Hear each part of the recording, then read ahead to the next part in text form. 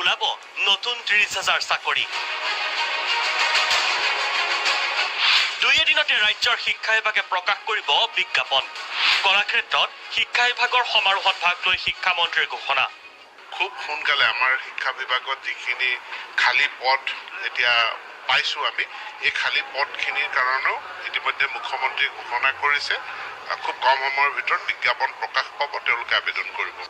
কলাক্ষেত্ৰত ৰাজ্যৰ 194 বিদ্যালয়লৈ বৈজ্ঞানিক কেচিঅ' কেলকুলেটৰ বিতৰণ অনুষ্ঠান। মেট্ৰিকত ভাল ফলাফল প্ৰদৰ্শন কৰা 193খন মাধ্যমিক বিদ্যালয়লৈ পুৰস্কাৰ।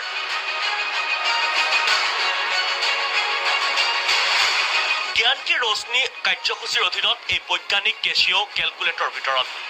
নতুন নিযুক্তি পুৰস্কাৰৰ মাজতে শিক্ষামন্ত্ৰীৰ সকিয়নি এলেহুৱা শিক্ষক সমাজলৈ।